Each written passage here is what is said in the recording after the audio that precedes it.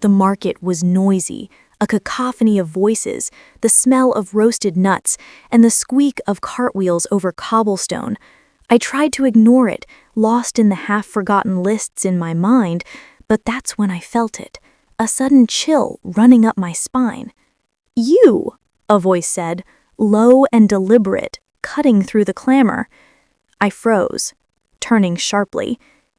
A man, leaning against the stall selling books, looked at me with eyes that seemed unnervingly familiar, yet impossible. His mouth curled into a half-smile, a shadowed gesture that suggested both menace and amusement. "You know me?"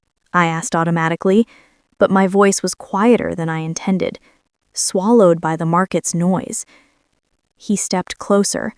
"No, but I know you." The words sank into my chest like cold stones.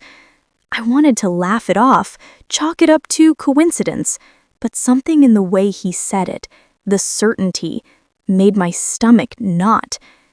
"What do you mean?" I asked, backing away instinctively. He glanced around the crowd, then leaned in as though sharing a secret. "You shouldn't have forgotten what happened that night." I stumbled back, gripping my bag tightly. My pulse thumped painfully in my ears. "I don't know what you're talking about." He tilted his head, observing me, his gaze unrelenting. "Oh, but you do.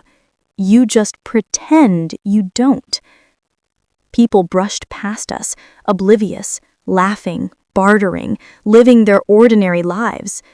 I wanted to vanish into the crowd, disappear like a shadow at dusk, but the man seemed to anticipate every movement, stepping in sync, blocking escape. "You need to remember," he said, calm and quiet, yet each word hit like a hammer, "before it's too late." My mind raced. Fear, confusion, disbelief. I wanted to scream, but my throat was tight. Who was he? How did he know my name, my secret? He held out a hand, not threateningly, but in a way that invited recognition. "Do you want to know why I'm here?" I didn't, yet something deep inside, a mixture of dread and curiosity, urged me to stay. "Yes," I whispered, though every part of me screamed against it. The man's lips curved into a faint smile. "Good. Then follow me, and don't look back." Chapter 2: Shadows of the Past. I trailed him through winding alleys, the market sounds fading behind us. The city, familiar in daylight, now seemed foreign under the shadow of his presence. "Why me?" I finally demanded. "Why now? I don't even know you." He didn't answer immediately, only walked, the rhythm of his steps unnervingly synchronized with my racing heartbeat. Finally, he spoke, voice calm, unnervingly precise. "Because the past never really stays buried, and yours, it's loud." I swallowed hard. I don't know what you're talking about." "Don't lie," he said softly. "You remember the night at the lake, the letter, the decision you made." I froze. The lake? The letter? The decision? Memories I had tried desperately to bury flooded back like ice water in my veins. How could he know? Only I had been there. Only I had touched that letter. "Who are you?" I demanded, my voice cracking. "How do you know this?" He stopped walking, turning to face me fully. His eyes were sharp, penetrating. Let's just say, I'm someone who watches, someone who waits, and someone who knows when a person is about to unravel. I felt panic rising, irrational yet justified. "Unravel? I'm fine. I've moved on." He shook his head slowly. "Have you? Or have you just been pretending, hiding behind routines and memories that aren't real anymore?" I wanted to hit him, to demand he leave me alone, but the fear rooted me in place. There was something about his certainty that terrified me more than any weapon. "I don't know what you want from me," I whispered. "You to remember, to act before it's too late." Before I could respond, he slipped something into my hand, a small folded piece of paper. I unfolded it with trembling fingers. A single word was written, unmistakable: "Run." I looked up, but he was already gone, vanished into the shadows like a phantom. Chapter 3: The Haunting. The note burned in my pocket as I fled through empty streets, heart pounding, mind a whirlwind of fear. Every shadow seemed to stretch toward me, every sound echoing my panic. I tried to convince myself it was coincidence, a cruel prank, but the specificity of the words, the knowledge of my secret, clung to me like a second skin. Back in my apartment, I locked the door, sliding the bolt with trembling fingers. The city felt alien now, its familiar noises twisted into a sinister symphony. I replayed the lake that night endlessly, the cold wind, the letter soaked with tears, the decision I had made that I swore I'd never tell anyone, the memory I had buried. But he knew. Somehow he knew. I couldn't sleep. The darkness was heavy, pressing down on me, and then I heard it, a faint tapping on my window. My breath caught. No one could see me here. No one should know. I pulled back the curtain cautiously. Nothing, just the empty street, quiet under the moonlight. But a sense of being watched didn't fade. It deepened. Chapter 4: Investigation. The next morning, I returned to the market, desperate for answers. I retraced my steps, scanning faces, watching for the stranger, hoping for a clue, dreading one. I asked vendors, but no one remembered seeing anyone unusual. It was as if he had never existed.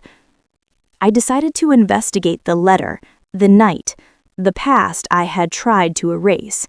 Each step dug up more questions than answers. Then, a breakthrough.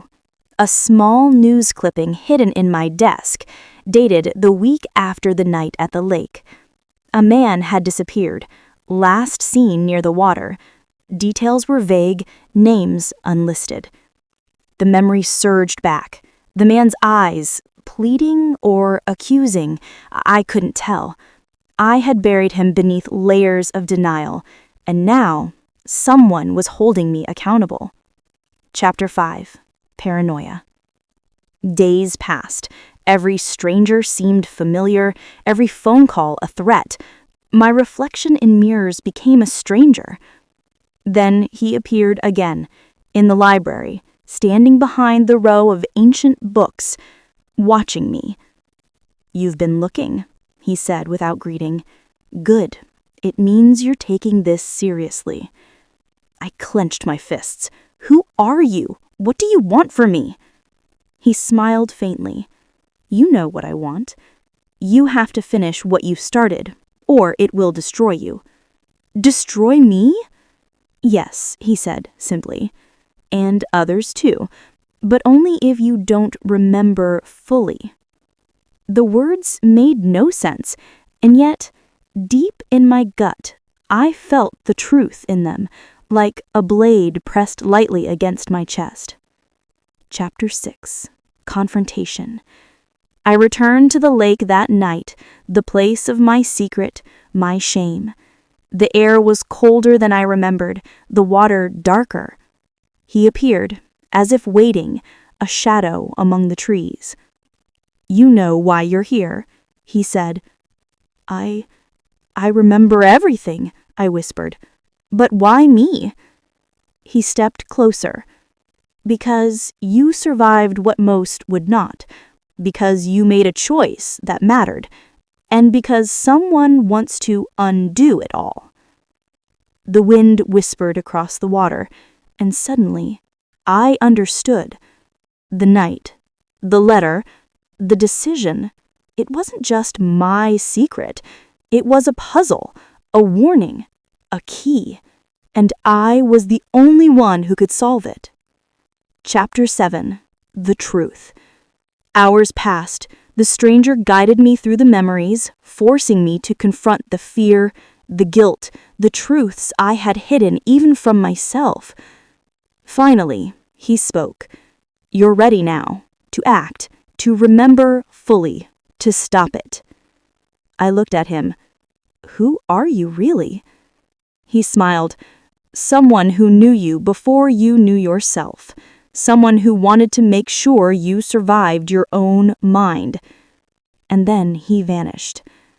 I was alone at the edge of the lake, but I was ready. The secret no longer frightened me. I had faced it, and now it was my turn to stop the darkness that had been waiting all these years. Chapter 8. Resolution. The following days were tense. I pieced together clues, reached out to contacts I had avoided, and discovered the true danger. Someone who had known my secret too well. Someone who wanted to use it for power, for control. I confronted them armed with knowledge and clarity, the fear replaced with determination. In the end, it was over as quickly as it had begun. I never saw the stranger again, but sometimes in a crowd, in a quiet room, I could almost feel him watching, ensuring I stayed on the path I had chosen. And I understood. Finally, some secrets are not meant to be forgotten. They are meant to be faced, and only then do we truly know ourselves.